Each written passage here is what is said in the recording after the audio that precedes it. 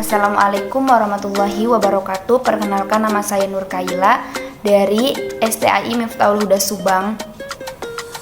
Di sini saya akan menjelaskan atau menguraikan seputar standar musyaf Al-Quran di Indonesia yang didoseni atau di dosen pengampu Ayah Adudin Alijaya dan Dr. Abdul Hakim Syukri.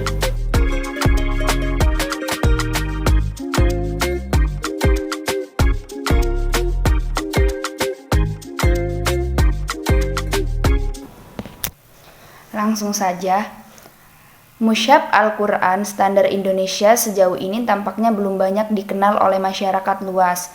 Meskipun upaya untuk mengenalkannya sudah mulai dilakukan sejak diterbitkannya buku Mengenal Musyaf Standar oleh Puslitbang Lekstur Agama pada tahun 1984.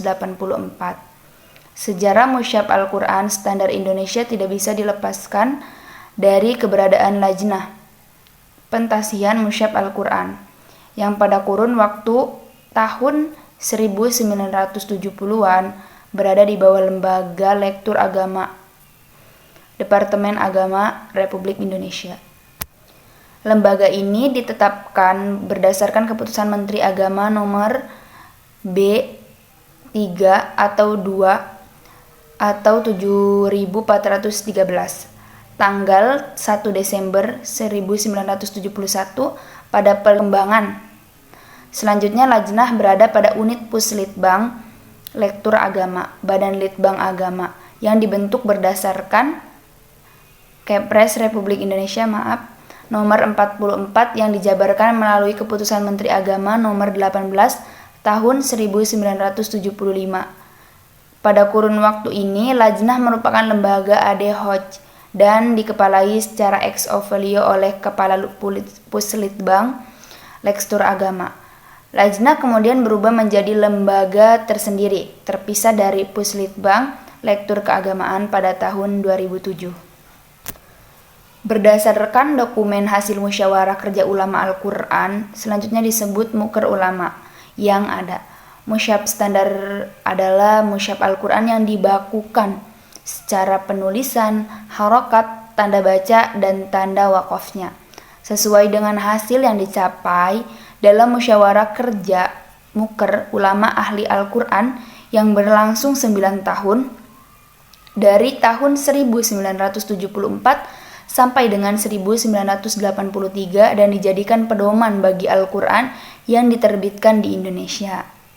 Menurut Sawabi Ihsan 2006, mushaf standar adalah membukukan tulisan dan tanda baca dengan tanda-tanda yang dikenali di Indonesia, supaya mudah dibaca dengan tidak menyimpang jauh dari rasem Utsmani dan tajwidnya. Hal ini tercapai setelah 9 tahun 1974 sampai dengan 1983 Muker Ulama selama 9 kali yang dihadiri oleh perwakilan para ulama Al-Quran dan dari seluruh Indonesia. Nah, mushaf Al-Quran standar Indonesia terdiri dari 3 jenis, yaitu yang pertama mushaf Al-Quran standar Utsmani yang diperuntukkan bagi khalayak umum. Yang kedua, mushaf standar Bahriyah untuk para penghafal Al-Quran. Dan yang terakhir, mushaf standar Braille untuk para tunanetra. Ketiga jenis mushaf standar tersebut dituliskan berdasarkan qiraah riwayat Hafiz bin Sulaiman bin Mughirah Al-Asadi Al-Kufi dari Imam Hashim bin Abi An-Najud Al-Kufi At-Tabi'i dari Abu Adirrahman Abdullah bin Habib As-Sulami dan Utsman bin Affan, Ali bin Abi Thalib, Zaid bin Thabit, dan Ubay bin Ka'ab. Semuanya bersumber dari Rasulullah SAW. Mushaf Al-Quran standar Indonesia digunakan sebagai dasar dari pentasihan Al-Quran yang beredar di Indonesia.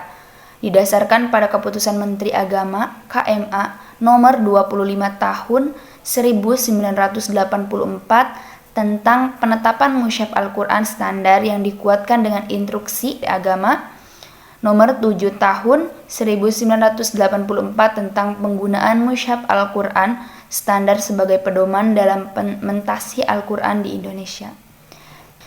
Cetak perdana mushaf standar pada tahun 1983 dengan bingkai halaman teks Al-Quran berupa tulisan mushaf standar hasil penelitian Badan Litbang Agama dan Musyawarah Ahli Al-Quran dikeluarkan oleh Departemen Agama Republik Indonesia tahun 1404 hingga 1983 Masehi. Selanjutnya, dalam mushaf standar, pemilihan harokat, tanda baca, dan penyederhanaan tanda wakofnya mengacu pada kebutuhan muker ulama.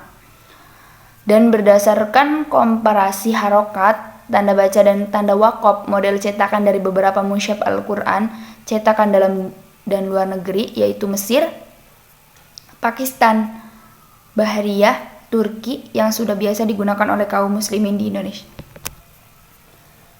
Perhitungan jumlah ayatnya mengikuti hitungan mazhab Al-Kufi berdasarkan riwayat dari Abu Abdurrahman Abdullah bin Habib As-Sulami dari Ali bin Abi Thalib sebagaimana tersebut dalam kitab Al-Bayan fi Addi Ayil Al-Quran, yakni berjumlah 6.236 ayat, pembagian 30 juj, 60 hizb, 7 manzil, dan 557 tanda ain rukuk mengikuti mushaf-mushaf yang sudah beredar di Indonesia dengan merujuk kepada kitab-kitab Ta'ziyul Quran.